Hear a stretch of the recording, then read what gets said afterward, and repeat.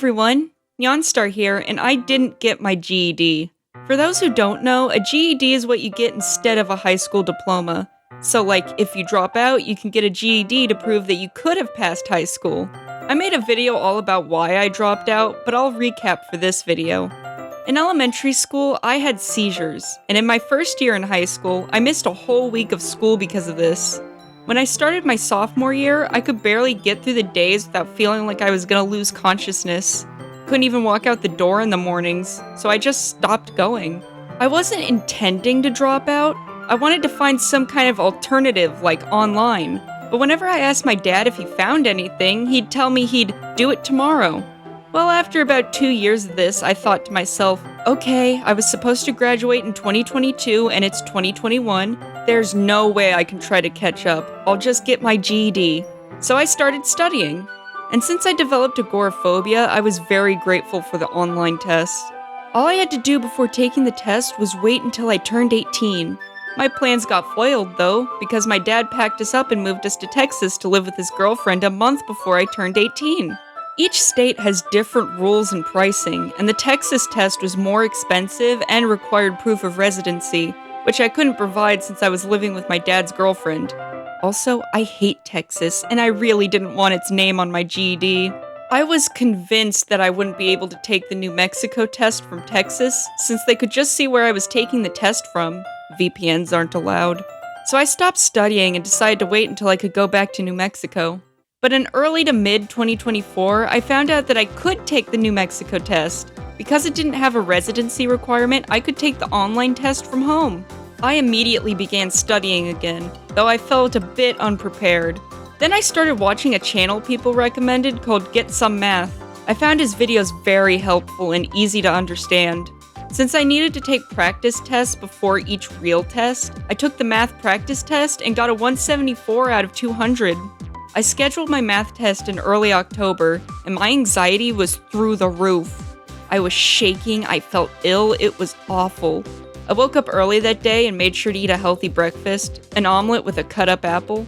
I was so nervous I couldn't even finish my food. I had to take pictures of my work area, and I had to maneuver the laptop to show my proctor the area, even though I sent pictures. I was so nervous that I kept having to stop and breathe so I wouldn't faint. I answered 41 questions in about 20 minutes, submitted my score, and then cried on the floor while hugging my cat. I panicked so hard that I forgot things I'd just studied, and I had to guess on several questions. I was so convinced I failed. I was considering if I had to throw myself off the nearest bridge. Within the hour, I was sent my results, and I passed with a 156 out of 200. I was so relieved, and I immediately devoured the rest of my breakfast. Since English was one of my favorite subjects and the longest test, I took the practice almost 2 weeks later, passing with a score of 162. I wanted to schedule my test that Thursday since my dad was off that day, but there weren't any open slots at the time I wanted, so I scheduled it for the next week. I ended up spending 2 weeks feeling physically sick from anxiety. 2 weeks!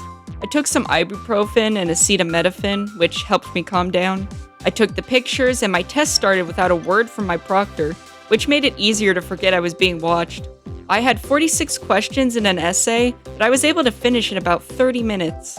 In contrast to how I felt the last time, I felt really good by the end. I was confident that I passed, and I did with a score of 161. Honestly, I thought it'd be higher. I got a 1 out of 3 on the essay, even though I thought I did much better. In early November, I took my social studies practice test and got a 179. I tried to schedule the real test, but it wouldn't give me the option for online testing.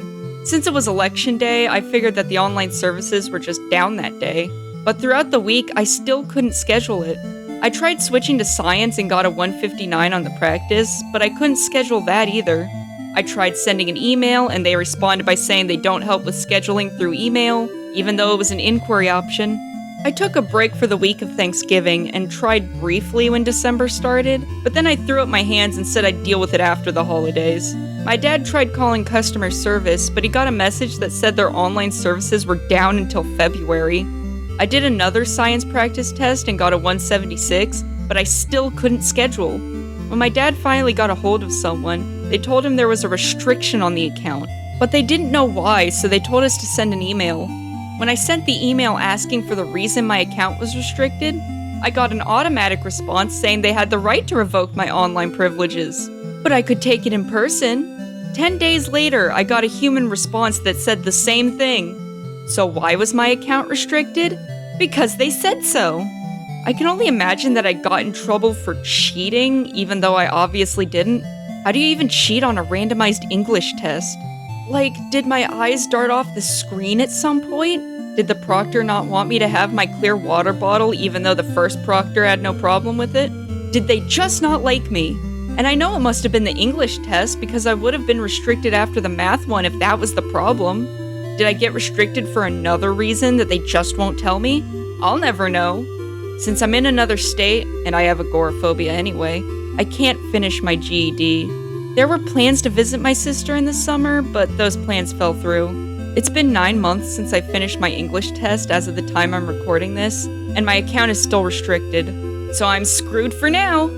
If my account ever gets unrestricted, then I'll probably try again, but I'm also really sick of this. With all the practice tests and the 2 tests I was able to take, we spent almost $90, all for me to not even finish.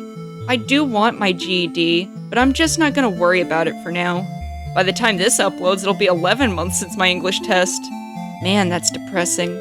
I was so excited to have this accomplishment and life just kicked me down again. I'll update in the comments if anything changes. See you all next time. Bye!